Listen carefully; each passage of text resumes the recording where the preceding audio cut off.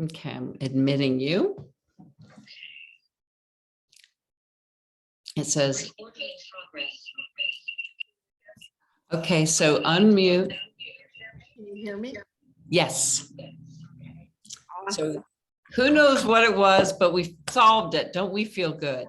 Yeah. So can you unrecord me, not record me? Because I'm not sure exactly what we're doing here. So I thought we could talk beforehand. Yep. Okay. Let's do. Oh, I would be so sad. Okay, let's start again. Thanks for that. Yeah. Hi, I'm here today with Gina Vild, who's one of the hosts in the 333 Collective. She has joined us to share her expertise around the subject of resilience. But before we chat, I wanted to share that Gina is a best-selling author of an amazing book called The Two Most Important Days. It's a book about happiness, and she's currently working on a new book about resilience. Gina has been a senior leader at the Harvard Medical School, where she was the chief communications officer and associate dean. So we're really excited to have Gina with us as a founding host of the 333. So before we get going, I do want to learn and share a little bit about what you do in your monthly group gatherings on 333. But before that, I wanted to talk to you about your personal thoughts about what it is about the concept of a community of third act women that appeals to you and that you're enjoying so far. Sure. Well, I first thank you, Diana, and I'm thrilled to be a part of the 333 Collective. And in the short time it's been in existence, I have connected with and engaged with some truly fascinating women.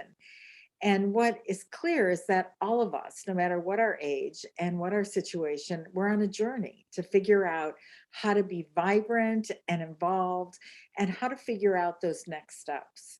I remember when I was quite young, my very first mentor, and this was quite a long time ago, he used to talk about people being multivalent. And he used to say, we're not, and this was decades and decades ago, people aren't into having gold watches anymore. People want to reinvent themselves and change their careers, and there's opportunity. And at the time, that wasn't the culture. And I have lived long enough to see that happen. And around me, there are vibrant, talented women who are retiring or just figuring out, what do I want to do with the next stage of my life? And this 333 Collective is a wonderful opportunity for women to come together and really puzzle out what they're thinking and how to move forward and support each other in ways that's broader than your core friendship group. Yes. Well, I think I love what you touched on. The fact that now these days we are reframing what retirement means. And I've actually believe that that word just is not useful because it defines something that's changed. The opportunities and possibilities have changed. I want to replace retirement with reinvention or reigniting or reimagining. Recalibrating, regenerating. Recalibrating. That's great. All the better R words. That's what I say. I'm recalibrating. And it's been wonderful. Just absolutely wonderful. Well, it's wonderful that you have, that you jumped in early on and you're finding that even in these early stages, we're starting to see that magic happen. I think that there's anyone with the intention to explore and be open to possibility. It's fun to meet others that feel the same way about this time of our lives. It's a beautiful time of life. Very exciting time of life. And for women to help each other, which I think has been at the core of my life, my friends and the women in my life who have been supportive, either my mentors or I try to pass that down and mentor others, but as women, as friends, to come together, because there's no right answer, but what are the questions and how do we challenge each other and help each other with what we've learned to move forward? Yeah, that's beautiful. So tell us a little bit about, so the name of your group I love this. I always flex my muscles, building your resilience muscle. And you've hosted already, I believe, around 3 different sessions, and you have them every month among some of the other inspiring posts you share. But share a little bit about what you do in your group conversations. So our groups have had robust attendance, which I'm really happy about. And when I think about resilience, I think about the personal. We have all had hardship. You don't age without having loss in your life in one of many forms, but it's also broader. You look at the state of the world right now, and we're all weighted down by this tensions and the stress. And so, how do you have resilience in troubled times, whether those troubled times are personal or if they're global?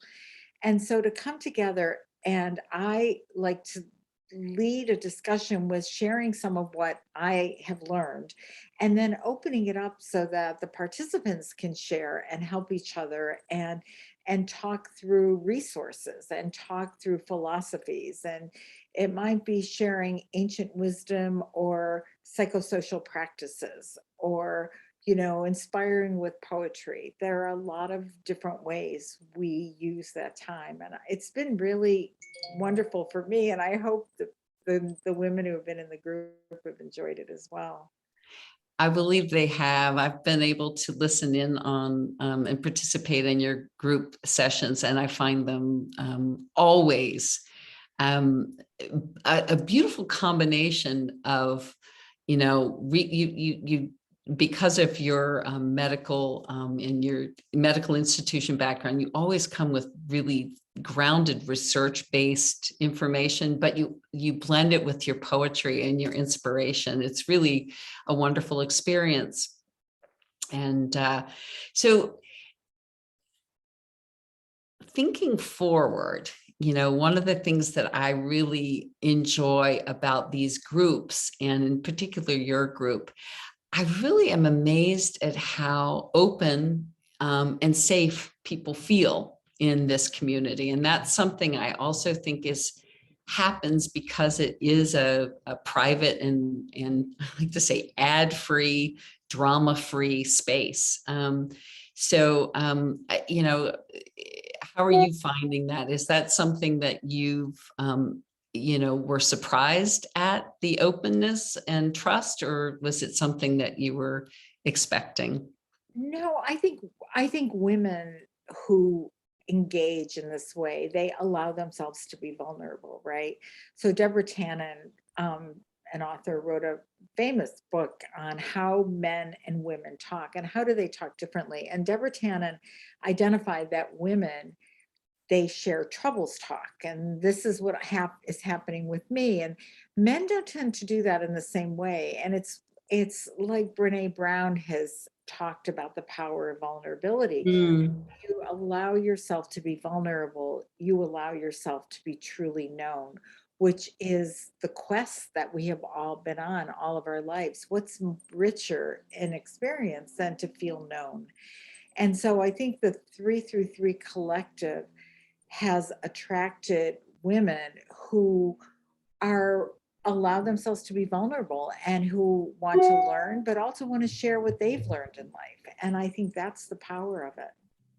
Thank you. I do too. I do too. At the core of all of our life's existence is the need for and the sort of invigoration we get from deep connection or true connection. Right. And I appreciate that you're one of our lovely group hosts, and I can't wait to see what's next month. And I hope to see you in the 333. If you're listening in, please come and take a look and see if it's the kind of community you want to be a part of. There is a 2-month period where you can just try it out and see what you like. Have a great day, Gina. Thanks so much. Thank you for giving women this opportunity. Bye-bye. Okay, so that